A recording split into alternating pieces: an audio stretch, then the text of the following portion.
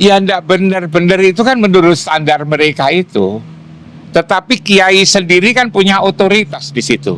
Wong kiai itu punya sifat kemandirian untuk mengurus semua yang hidup di situ, belajar kepada dia. Oke.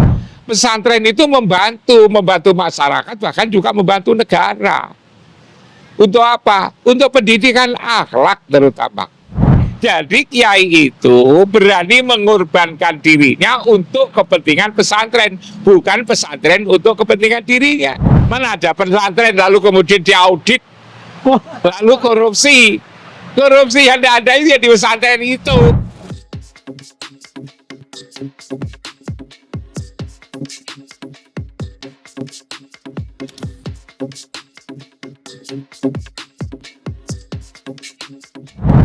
Assalamualaikum Merdeka, Prof. Waalaikumsalam Merdeka. Sehat, Prof? Sehat alhamdulillah. Makin sehat loh. Puasa-puasa. Puasa-puasa karena ini ya. Sekarang bercocok tanam anggrek. Ini tadi Prof bilang dari mana? Dari santri. Sebetulnya kan begini, itu ada tanaman anggrek. Oke. Lalu ada tanaman durian, Ya. ada tanaman, durian ada itu kan, ada anggur, Ya. lalu ada mangga, ada macam-macam. Termasuk juga ada ikan di belakang. Oh, oke. Itu tidak lepas dari posisi saya terkait dengan pesantren. Saya itu kan di Gontor itu kan menjadi ketua Dewan Kurator di sana itu. Masih sampai sekarang. Oh. Lalu di Tebuireng saya juga ketua yayasan. Tapi saya perguruan tingginya Universitas Hasyim Asy'ari itu saya ketua yayasan. Belum lagi saya menjadi pembina di berbagai kampus-kampus yang ada di pesantren di Malang ini. Nah, kiai itu kan mandiri, pesantren kan mandiri. Mandiri itu artinya ya dalam hal yang sederhana saja, soal keuangan kan mandiri. Biasanya kiai itu kesulitan untuk mencari misalnya uang kan begitu. Nah, saya karena dijadikan sebagai tempat bertanya kan harus bisa jawab. Misalnya, Yai nyari duit itu gampang. Apa itu? Tanam anggrek. Anggrek itu kalau kecil harganya kan 10.000 bibit itu. Nanti 2 tahun, 3 tahun itu kan laku 150, 200.000. Bahkan yang bibit tunggul bisa 500.000. Kalau setiap santri itu disuruh nanam 20 biji saja, 20 batang aja. Mula-mula kan hanya 200.000 kan, 10 kali 20. Nanti 2 tahun, 3 tahun kan satu harganya 200. 200 kali 4 juta. Kalau punya santri kira-kira 100, 4 juta kan ke 4 juta kali 100 berapa kan? Kan sudah 40 berapa itu? 40 juta kan? Itu kalau punya santri kira-kira 1.000 suruh nanam kan bisa dapat uang kan? 1.000 kali 20 kali 200 berapa itu? Itu kan itu. Kan juga banyak. Itu bisa untuk mandiri. Seperti misalnya nanam anggur. Anggur itu minimal kan satu batang bisa 10 kilo.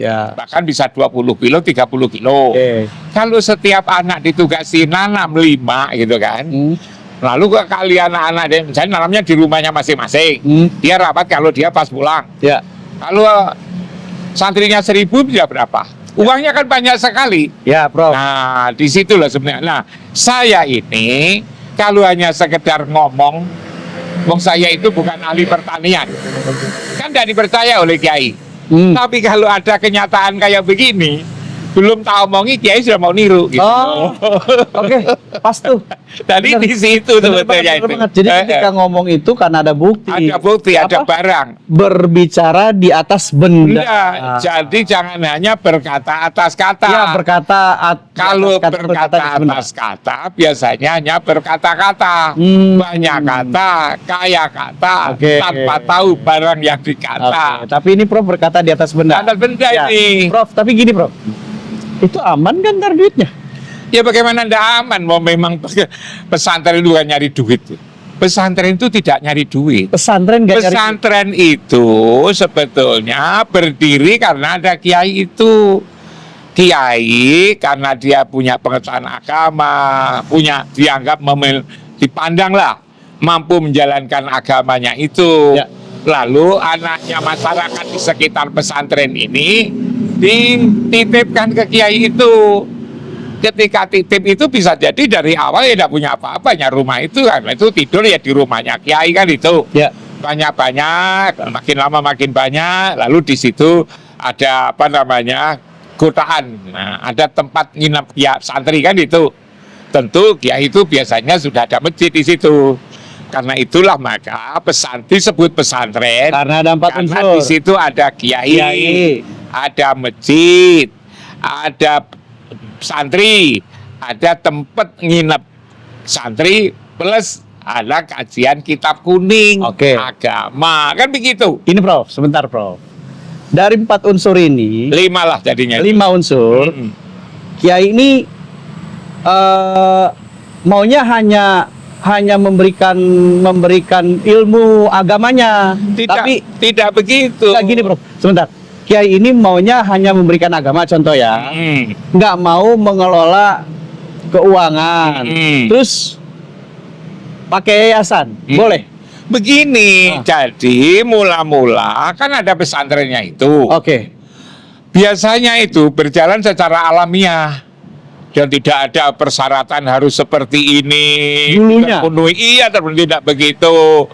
Baru karena jumlahnya banyak, lalu ngurus banyak orang itu juga ribet kan itu. Maka dibentuklah organisasi. Jadi organisasi itu bukan sebelum ada pesantren, setelah ada pesantren karena mengurus banyak orang ini. Di situ lalu ada yayasan. Jadi Berarti- yayasan itu sebetulnya adalah alat pesantren. Dan berarti Kiai itu adalah mungkin salah satu tokoh agama yang tunduk ya kepada undang-undang dong. Ya, Dia mau beryayasan, berarti Untuk- kan dia mau tertib gitu ya. Ya sebetulnya itu cara melihat pesantren itu harus melihatlah pesantren. Jangan dibandingkan dengan yang lain-lain, nanti tiba keliru. Kalau yang lain sekolah misalnya universitas, saya kan juga pernah jadi pengurus universitas kan. Saya juga menjadi ketua yayasan di Tebuireng, Jombang kan. Oke. Nah, lalu juga di Gontor Ponorogo itu kan. Kalau itu untuk mendirikannya itu harus ada yayasan. Baru lalu disetujui ada perguruan tinggi, dapat lalu surat pengakuan dari pemerintah. Kalau pesantren yang pesantren murni sebetulnya tidak begitu. Pesantren itu ya karena ada kiai lalu ada masyarakat yang membutuhkan. Baru lalu kemudian karena itu memenuhi kiai itu mau berkenan mengajarkan gitu kan, lalu di situ ada masjid, mimpin kegiatan ritual gitu kan, lalu juga ada santri-santri, ada tempat santri macam-macam, lama-lama dipercaya, lalu jadilah urusan banyak orang. Diperlukan ada pengurus. Lah pengurus itu agar kokoh dibangunlah di situ yayasan gitu kan. Karena itu sebetulnya kiai itu fungsinya adalah bukan ngurus pesantren itu, ngurus tetek bengek yang terkait dengan sehari-hari itu. Iya. Kiai itu difokuskan untuk menjadi pengasuh. Namanya ada pengasuh. Ada pengasuh pesantren. Yang mengurus secara teknis itu adalah yayasan itu. Tetapi yayasan itu harus ngikut petunjuk keputusan otoritas daripada pengasuh. Karena memang berdirinya pesantren itu ya karena pengasuh, karena ya ada yang mendirikan itu gitu loh. Atas dasar apa yayasan harus tanda petik mengikuti arahan kiai? Ya karena masyarakat itu tahu bahwa pesantren itu ada karena ada kiai. Bukan lalu yayasan ada kemudian nyari kiai, bukan begitu. Kiai itulah yang membentuk yayasan, makanya namanya pengasuh. Pengasuh pesantren biasanya adalah perintis. Perintis pesantren yang mendirikan pesantren itu loh. Itu namanya pengasuh. Lalu pengasuh yang ngurusi inilah yang namanya yayasan, kan begitu. Ya, oke. Terus gini, Prof. Saya bukan orang pesantren itu. Saya bukan orang yayasan itu. Gimana ya ngejawabnya dari sisi apa ya? etika lah, katakan seperti itu. Tiba-tiba ada yang melaporkan bahwa wah, ini nggak bener nih ngelolanya itu. Menurut Prof gimana? Ya enggak benar-benar itu kan menurut standar mereka itu. Tetapi kiai sendiri kan punya otoritas di situ. Wong kiai itu punya sifat kemandirian untuk mengurus semua yang hidup di situ, belajar kepada dia. Oke. Otoritasnya sampai di mana, Prof? Ya sama. Biar jelas coba.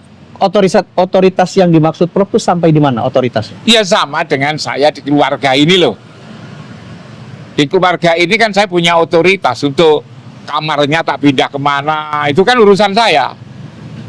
Misalnya sementara kamarnya di depan, saya lalu agar segar tak belah ke belakang.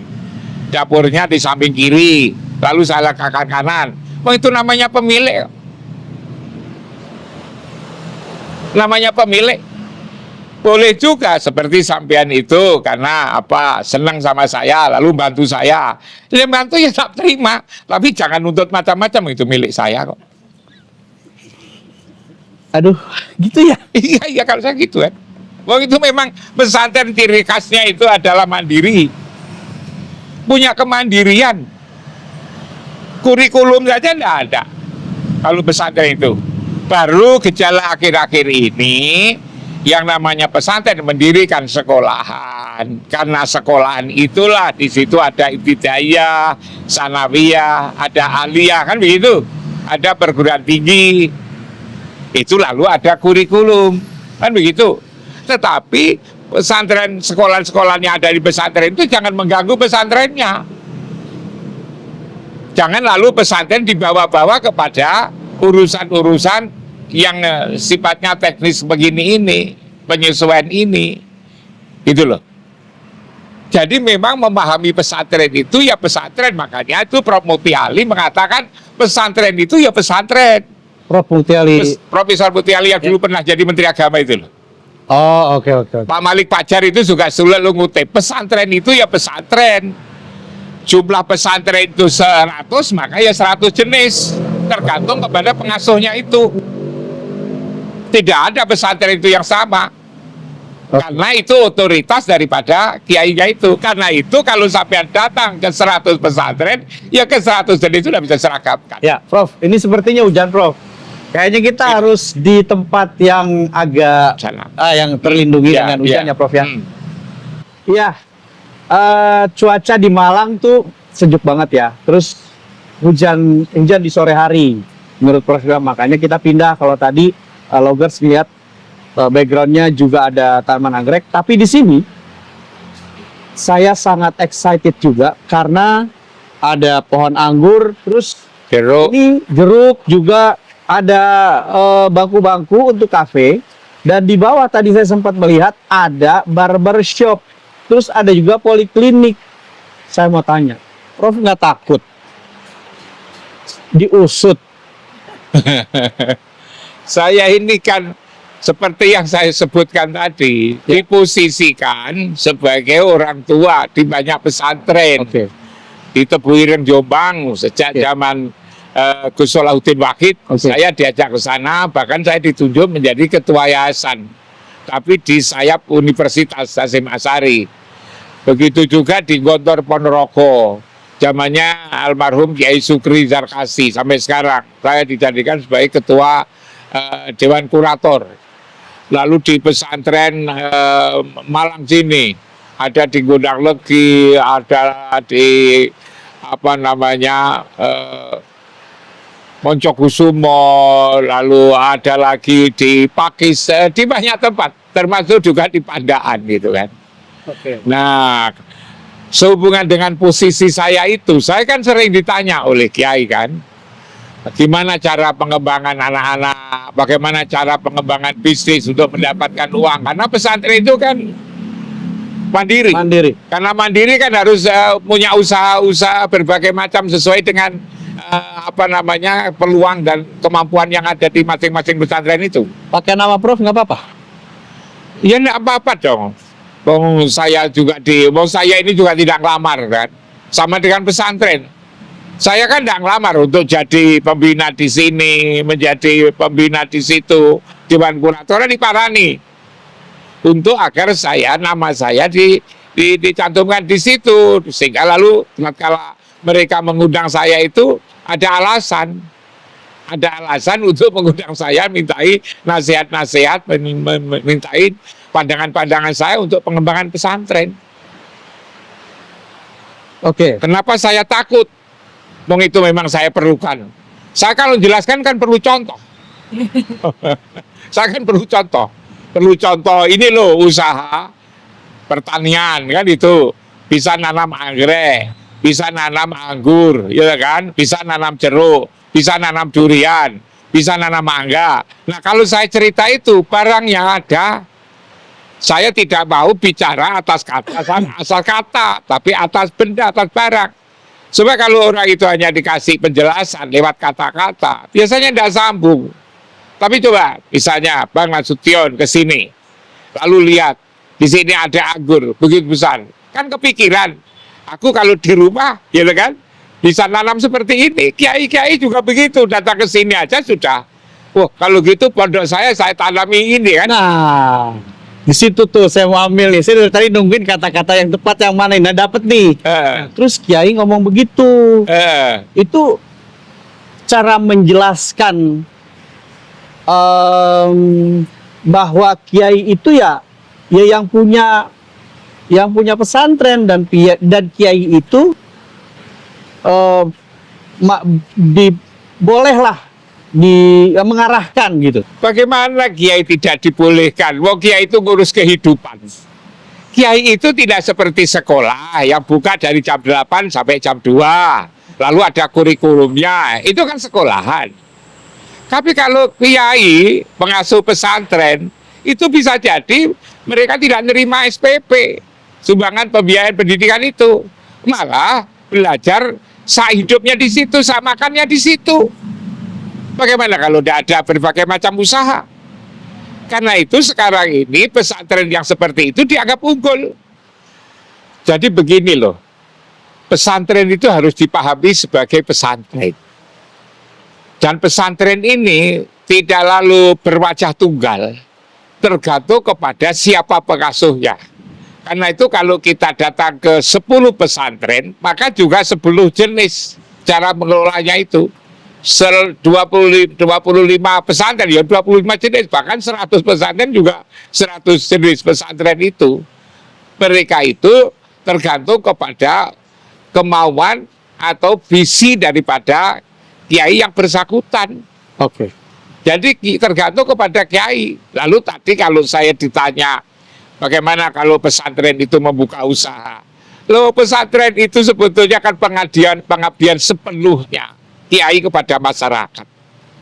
Karena itu pesantren juga tidak ada lalu misalnya harus digunakan untuk mencari uang, tidak ada. Bahkan kiai itu pengasuh pesantren bisa tidak saja membiayai pendidikan, membiayai hidup.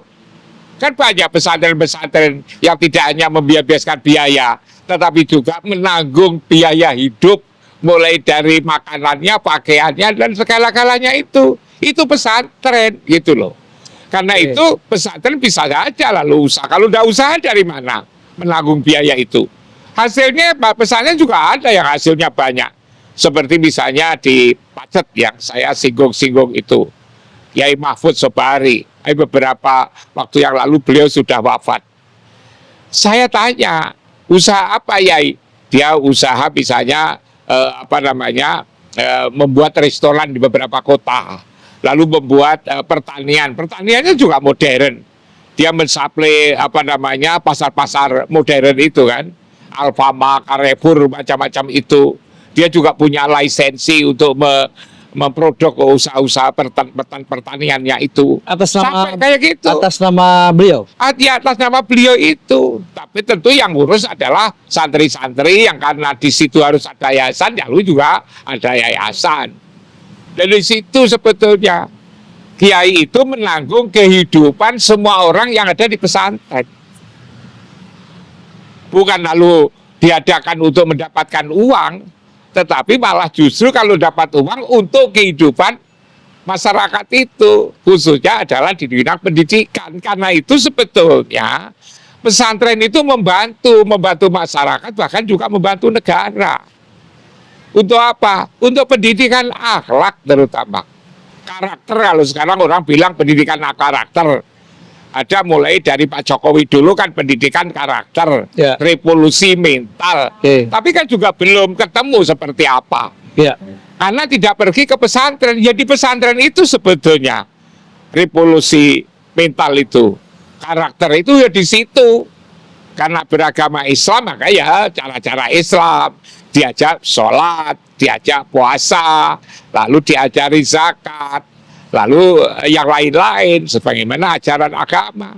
Jadi pesantren itu sebetulnya kalau dibilang keliru yang mana? Pesantren itu menjadikan orang keliru menjadi tidak keliru, orang nakal menjadi tidak nakal. Oke, bukan sebaliknya ya. Bukan sebaliknya. Orang baik dijadikan jahat. Nah, maksud saya gini, Bro. Oke lah, ketika masuk kepada tadi yayasan yang pastinya adalah dibentuk berdasarkan undang-undang gitu kan. Benar salah itu adalah porsi daripada dan versinya saya kira masih bisa di tanda petik mainkan. Kalau bicara hati nurani dan logika, sesungguhnya Kiai sang pengasuh ini dan sebagai pemilik pesantren ini pun sebagai orang yang boleh tanda petik mengarahkan yayasan seperti itu.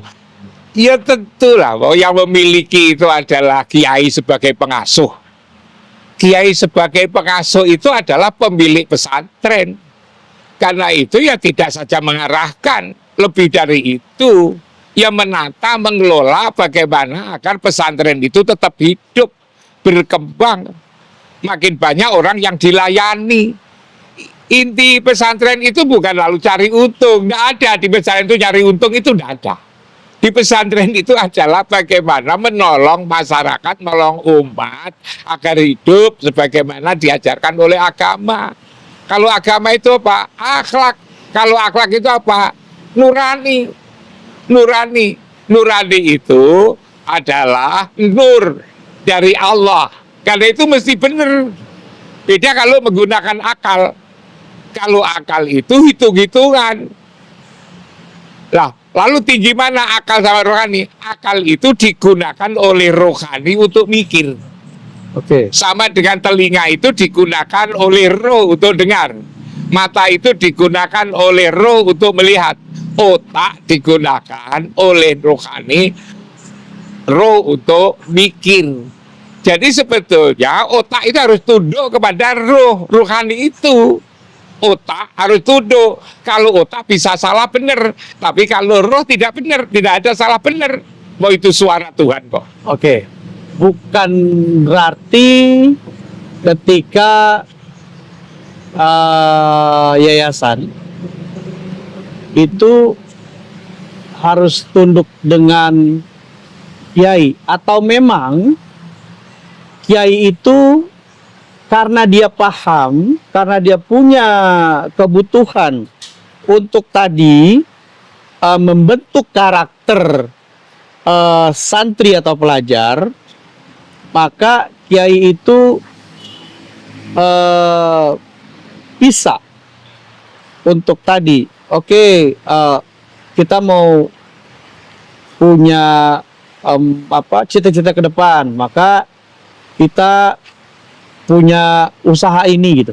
Kiai itu dituntun oleh nuranina sebetulnya, bukan akalnya.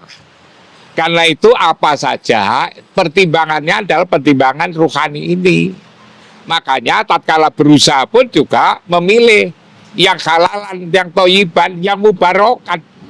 Bukan yang hanya sesuai aturan peraturan dibolehkan atau tidak. Itu bukan hanya sebatas itu.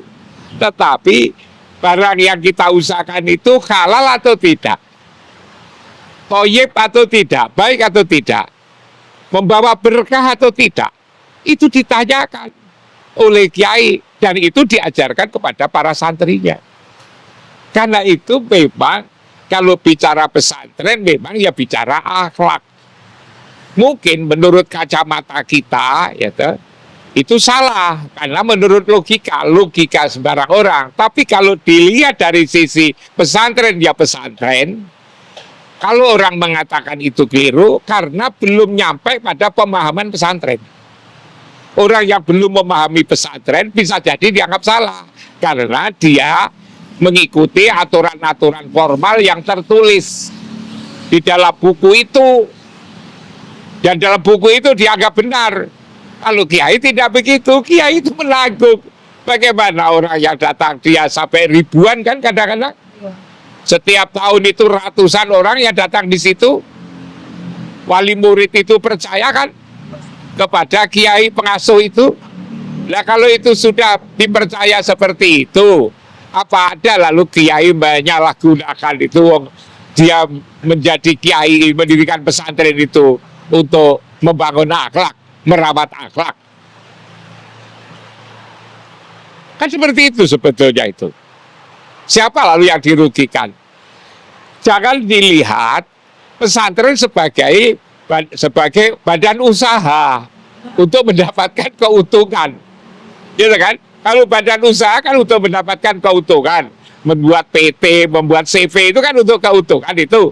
Tapi kalau membuat pesantren, coba sama tanya sampai di Indonesia ini, kiai, target untungnya berapa kiai yang ingin didapat dari mendirikan pesantren? Ya tidak ada, dia malah rugi. Dia kalau malah punya uang malah digunakan untuk menambah ruang tidurnya santri, untuk menambah luasnya masjid, kan itu, untuk membuat fasilitas agar santrinya hidup di situ menjadi tenang. Belajar menjadi lebih sepenuhnya, hasilnya lebih tinggi. Yang dipikir itu. Yang dipikir oleh kiai itu bagaimana santrinya itu berakhlak mulia, pinter, pulang nanti bisa terampil, pulang nanti bisa menjadi pemimpin masyarakat, tidak menjadi beban masyarakat. Karena itulah kiai yang dibayangkan itu, santrinya itu kelak agar menjadi pemimpin masyarakat. Kok kelak menjadi pemimpin masyarakat? Kok lalu misalnya cara-cara yang dilakukan merugikan kehidupan, kan dia sangat lucu jadi. Nah, karena itu lalu dilihat dulu pesantrennya seperti apa, kan begitu. Oke, lihat dulu pesantrennya seperti apa. Kalau memang tidak seperti berkata di atas benda, itu punya konsekuensi apa? Kalau pesantren itu sebetulnya itu kan bukan hanya sebatas ilmunya kalau pesantren, tapi ilmu yang diamalkan. Sebab pesantren biasanya mengatakan ilmu yang diamalkan itu bagian pohon yang tidak berbuah. Maka ilmu lalu ada amal soleh, kan begitu. Oke. Jadi bukan di pesantren itu juga tidak ada yang namanya itu basa-basi lah gitu, pendekatan formalitas itu tidak ada pesantren itu. Pesantren itu kalau makanya itu lulus di pesantren itu kan juga beraneka ragam. Ada orang yang di pesantren sampai 10 tahun, sampai 15 tahun, kan begitu? Iya. Ada yang seperti itu. Karena apa? Karena pendekatannya adalah pendekatan isi, pendekatan esensi, substansi. Itulah yang disebut dengan nurani itu. Oke. Berarti artinya melihat pesantren harus dengan kacamata untuk melihat pesantren. Jangan melihat pesantren dengan menggunakan kacamata lain, bahwa lembaga ini untuk mendapatkan hasil, untuk mendapatkan kepentingan keluarga, untuk mendapatkan kepentingan pribadi. Kan padahal yang dimiliki oleh kiai sendiri untuk kepentingan pesantren. Banyak sekali pesantren yang lalu kiainya itu jual tanah miliknya untuk menambah ruangan kelas, untuk menambah tempat tidur anak-anak, untuk memperluas masjid. Saya bisa ngomong seperti ini karena ayah saya sendiri juga kiai. Ayah saya sendiri ketika saya sekolah itu, kalau misalnya ada dua kepentingan. Satu misalnya memberi uang saya untuk bekal sekolah ke Malang, ke kota kan, rumah saya kan jauh di desa kan. Lalu untuk kepentingan pesantrennya. Ayah saya memilih untuk kepentingan pesantrennya. Kenapa? Sebab kalau itu untuk pesantrennya, untuk kepentingan banyak orang. Tapi kalau untuk anaknya itu kan hanya untuk kepentingan dirinya sendiri. Jadi kiai itu berani mengorbankan dirinya untuk kepentingan pesantren, bukan pesantren untuk kepentingan dirinya. Suara batin di pesantren itu seperti itu gitu loh. Ketika bicara logis, ya pasti akan berbenturan dengan aturan yang berlaku, betul ya. Tapi ini kan, ya sebentar Rob, ini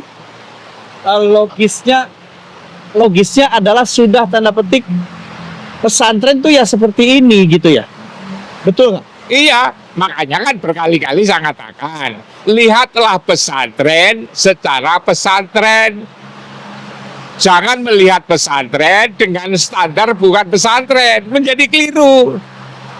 Kalau bukan pesantren, bisa jadi mendirikan sekolah, mendirikan universitas untuk kepentingan keluarga, bisa jadi. Tapi kalau pesantren ini tidak pernah begitu. Pesantren itu, ya budaya kultur pesantren. Ya, makanya cara melihatnya adalah cara melihat pesantren. Kalau di situ lalu ada bersentuhan dengan institusi seperti yayasan, yayasan itu ada setelah pesantren ada. Bukan seperti sekolahan. Kalau sekolahan harus ada yayasan dulu. Baru setelah memenuhi syarat ada yayasannya, diberikan izin oleh pemerintah. Tapi kalau pesantren tidak begitu. Pesantrennya ada dulu, baru lalu harus ada lembaga yang mengurus bagian ini, lalu didirikanlah namanya pesantren. Tetapi tetap lembaga itu harus sesuai dengan visi dan misi daripada orang yang disebut pembina pengasuh pengasuh pesantren. Oke, Prof. Pesantren boleh nggak? Pesantren itu yang ada dalam yayasan, terus yayasan itu berurusan dengan bukan begitu. Gimana? Jadi pesantren itu ada, di situ ada yayasan. Oke. Jadi yayasan ada di pesantren. Yayasan ada di pesantren. Bukan lalu yayasan memiliki pesantren lain. Terus kemudian yayasan ini berurusan dengan proses perbankan. Proses perbankan. Iya. Artinya kemandiriannya itu punya cara yang beda, karena tadi Prof bilang 200 pesantren ya 200 cara gitu kan. Nah ini ketika pesantren itu punya cara menggunakan bank untuk tanggung jawab dia terhadap anak asuhnya atau santrinya. Pesantren itu yang dipimpin oleh pengasuh yang menjadi pemilik pesantren kan bertanggung jawab untuk kehidupan semua orang yang ada di pesantren itu. Kan tidak boleh santri kelaparan, gitu kan? Santri lalu kemudian tidak punya baju, santri tidak punya fasilitas untuk ibadah, alat tulis dan seterusnya. Pakaian kan gitu kan, kenik bocor. Santri pesantren itu ngurus kehidupan, tidak ada jam kerja. Jam kerja pesantren itu adalah 24 jam Tidak lalu dari jam 7 sampai jam 1 dia begitu. Dari jam 7 sampai jam 7 lagi. Dari bangun tidur sampai tidur kembali. Ya, makanya Itu seperti itu. makanya ada istilah bahwa kiai itu sudah mewakafkan dirinya untuk Iya, pesantren itu ya. Seperti itu ya. Jadi kalau bicara kiai, bicara pesantren jangan dipisah-pisahkan. Yang namanya ada pesantren itu karena didirikan oleh kiai. Kalau tidak ada kiai, ya tidak ada pesantren itu. Makanya itu kiai tidak seperti sekolah, ada masa kerja. Misalnya masa jabatan 5 tahun. Selesai. Tidak Ini begitu. enggak, kiai enggak boleh. Iya, ya, kiai sampai meninggal itu. Itu memang antara mana ada. Pengasuh padepokan atau Iya. pengasuh pesantren Kan tapi lah. nggak ada jangka Nggak waktu. ada jangka waktu. Kalau itu lalu diukur menggunakan ukuran sekolahan, ini sudah masa baktinya habis. Lah siapa yang bilang habis? Mau memang tidak ada masa bakti. Lalu dilaporkan ke polisi. Bagaimana yang dirikan dia pesantren itu? Oke. Pesantren itu ada sejak sebelum ada pemerintahan. Sebelum ada pemerintahan itu sudah ada pesantren. Pesantren misalnya di Tremas, di Pacitan itu melahirkan tokoh-tokoh ulama-ulama se-Indonesia, mulai dari di Situ Bondo situ Kiai Asad Samsul Arifin, Kiai Hamid, Kiai Idris, lalu kiai-kiai tokoh besar pesantren Indonesia dari situ. Itu waktu itu yang ada yang namanya yayasan. Ya. Ya, Logers, ini cuacanya hujannya deras banget ya. Saya ingin menyampaikan bahwa ini seru banget, terus ditambah lagi hujan yang deras, sehingga bicara kita tuh agak keras. Selain memang ini harus dibahas dengan keras juga, Bob ya. karena ketika pesantren, ya kan, terus sebagai tanda petik pendidik bibit yang berkarakter, terus dinilai tidak baik, ini gimana bisa kan gitu ya? Berarti sekali lagi nih Prof, gak ada niatan lain selain memang bagaimana proses kehidupan itu berjalan. Seperti itu. Iya, pesantren itu kehidupan orang banyak, terdiri dari kiai dan keluarganya, para asatidah, lalu kemudian juga para pengurus yang membantu pendidikan di rumah itu, sampai santri-santrinya kadang-kadang ribuan. Nah, kiai itu tidak seperti sekolahan. Kadang-kadang itu kapan saja bisa datang gitu. Kapan saja santri itu bisa jadi datang gitu kan. Lalu kiai biasanya juga tidak tega untuk menolak. Kenapa? Karena memang orang untuk cari ilmu. Karena itu lalu keadaan pesantren bermacam gedungnya itu loh, kadang-kadang tidak teratur gitu. Karena memang mengikuti kebutuhan santri yang datang.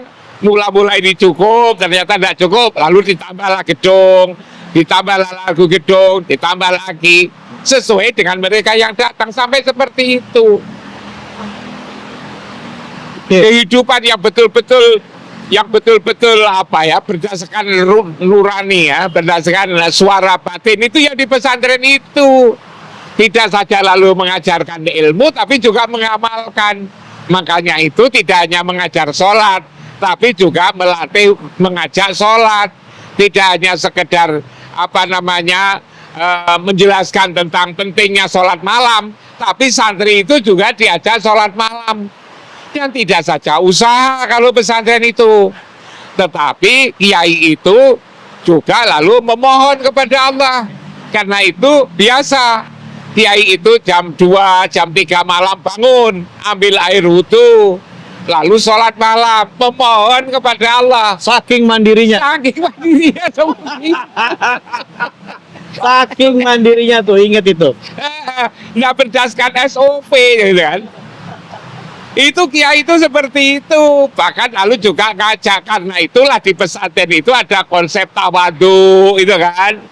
harus ada apa namanya taat, harus ada ridhonya kiai kan itu. Karena itu seperti ini.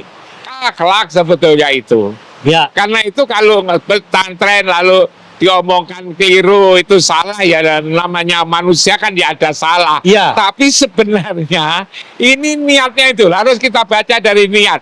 Makanya di pesantren itu selalu yang terdengar itu apapun harus dilihat niat dan tertib. Niat itu adalah perintah ruhani. Perintah dari dalam itu namanya niat itu. Tertib itu harus dilaksanakan sesuai dengan cara-cara untuk mendapatkan hasil sesuai dengan niat itu. Ya. Tapi harus ada halalan, toyiban, mubarokan itu kan. Harus halal, harus baik, harus mendatangkan berkah. Kalau tidak itu kiai juga tidak mau loh sebetulnya itu. Clear sih ketika dikatakan kiai atau pengasuh padepokan atau pengasuh pesantren itu nggak akan mau, karena yang terpikirkan adalah bahwa bagaimana kehidupan pelajar dan kehidupan rohani berjalan di situ.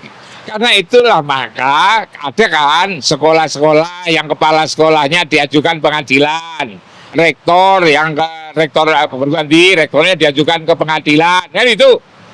Karena memang di situ ada aturan-aturan termasuk juga keuangan, dan dia memang bukan pengasuh, bukan pemilik gitu loh. Tapi kalau pesantren itu tidak pernah ada. Mana ada itu pesantren? Mana ada pesantren lalu kemudian diaudit, lalu korupsi yang ada itu ya di pesantren itu, gitu kan? Berani profesornya ya dibanding saya ternyata. Gitu ya Prof. Pesantren itu mana ada diaudit gitu ya? Kan tidak ada. Yang audit siapa? Mau pilih ya pesantren kiai sendiri. Kalau yayasan? Kalau yayasan silakan ke yayasan itu, tetapi sebetulnya adanya yayasan itu kan setelah ada pesantren, ada kiai. Makanya jangan ada yayasan mengganggu kultur pesantren. Makanya saya terangkan dulu itu kiai mendirikan pesantren, mula-mula ala kadarnya, jumlahnya hanya beberapa, ternyata berkembang maju. Baru lalu kemudian perlu pengaturan ini, pengelolaan. Harus ada pengurus ada belum setelah ada kiai membuat pesantren dulu. Oke. Prof, ini aja udah keren banget ya. Walaupun cuma berapa menit?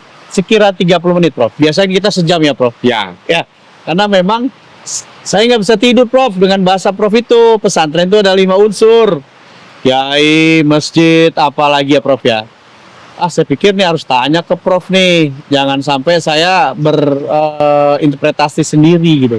Saya ketika menjawab ini juga berdasarkan pengalaman, bukan berdasarkan karangan-karangan saya. Berarti saya tepat dong. Saya Nanya ke itu Prof. karena ya saya dilahirkan di dunia pesantren. Ayah saya kiai, di situ punya pesantren. Dan yayasan. Ada yayasannya, tapi yayasan itu harus ngikut ayah saya sebagai pengasuh pesantren. Saya lalu juga menjadi ketua Dewan Kurator di Gontor Ponorogo. Saya juga menjadi ketua yayasan, tapi sisi universitasnya di Tebuireng milik Gus Dur itu. Tapi yang ngajak saya itu adalah almarhum Yai Salahuddin Wahid. Oke. Belum lagi di pesantren-pesantren yang lain gitu kan. Seperti itu. Jadi cara saya jawab bukan lalu saya ngarang-ngarang, tapi berdasarkan apa yang saya alami. Oke. Saya tidak lalu memperhitungkan ini untuk apa, bukan. Karena saya lihat Bang Nasution kesini ya untuk mencari tahu tentang pesantren itu apa. Betul sekali, Prof. Terima kasih, Prof. Oke, makasih atas kembali. jawaban-jawabannya, diskusinya. Kayaknya saya ntar malam bisa tidur sih. Ya loh, guys. Aneh sih kalau ada pesantren di audit, ada pesantren, ya kan, tiba-tiba masuk berita. Ini akan menjadi presiden buruk. Iya, betul. Ketika bicara undang-undang, ya benar, ya salah. Tapi pertanyaannya, apakah yang mengatakan itu salah, dia benar? Atau sebaliknya, ketika mengatakan dia benar, terus dia salah. Tapi enggak. Yuk, mari kita berpikir cerdas, pakai hati nurani. Ketika memang ini pesantren, karena pesantren adalah pesantren, duluan pesantren dibanding yayasan. Logis Files, semakin seru. Assalamualaikum, merdeka. Bersih. Thank you, Prof. Terima kasih.